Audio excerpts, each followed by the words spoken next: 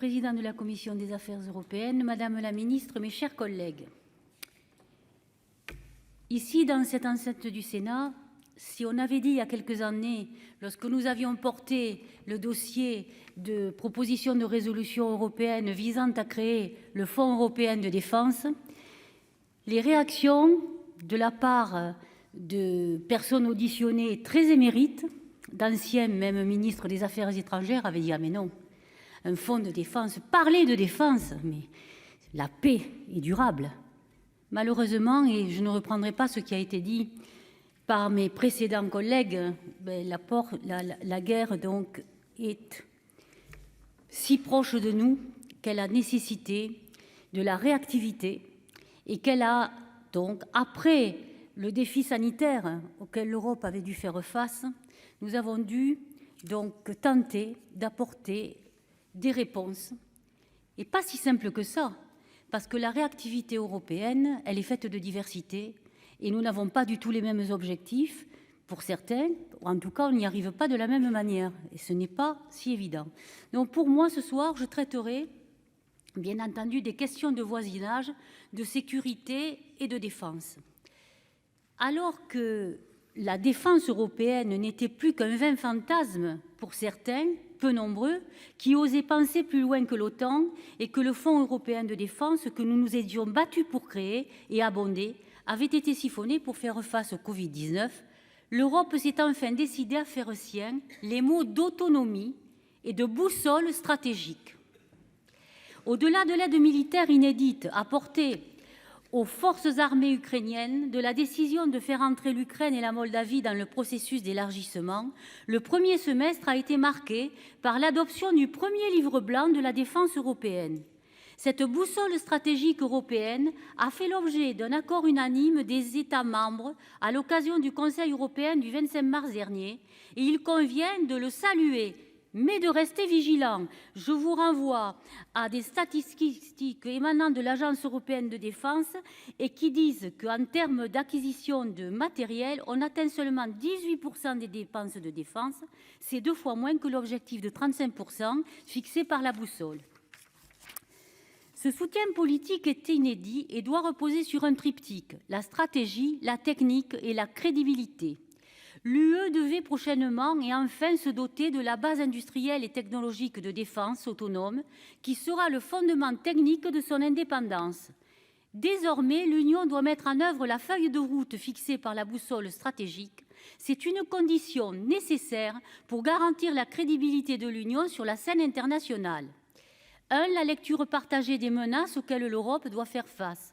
2. Le renforcement de la capacité d'action rapide, de commandement et de contrôle. 3.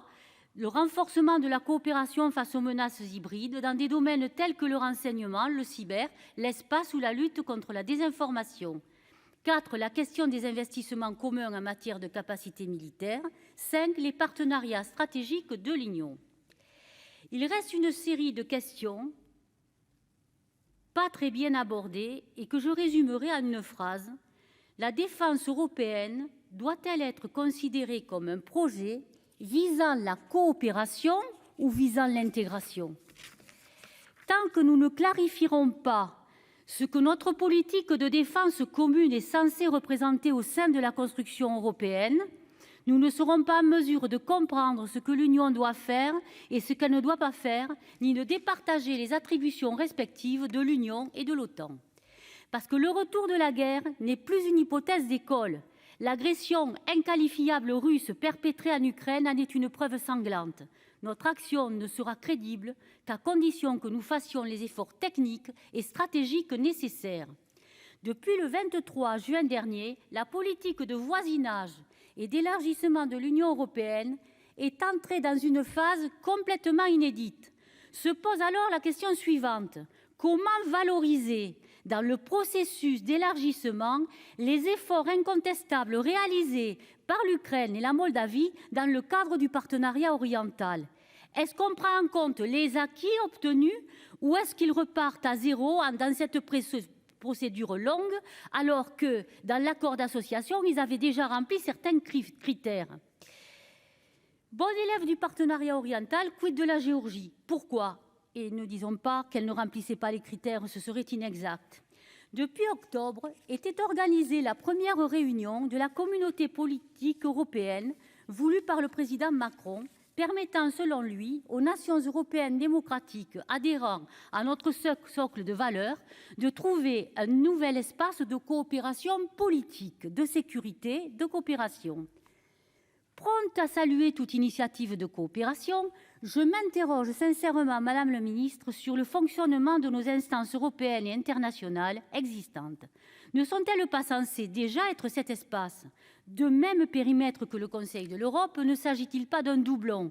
Comment seront vécues les futures réunions prévues en Moldavie et en Espagne?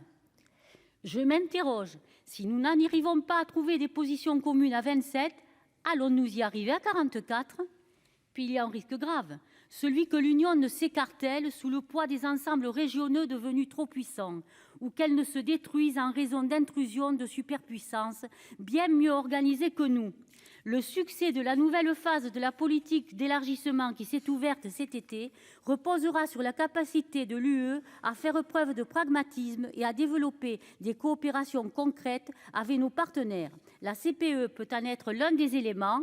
Entre une adhésion accélérée illusoire et une procédure interminable aux effets délétères, la communauté politique européenne a au moins le mérite d'arrimer rapidement l'UE et les pays aspirant à la rejoindre. Je finirai en demandant un plan de relance pour le partenariat oriental, puisqu'il y avait un accord d'association en train d'être donc établi avec l'Azerbaïdjan. Où en est-on? N'abandonnons pas le partenariat oriental, c'est un outil, ne le négligeons pas. Merci, cher collègue. La parole est à monsieur Jean-Michel Arnaud pour le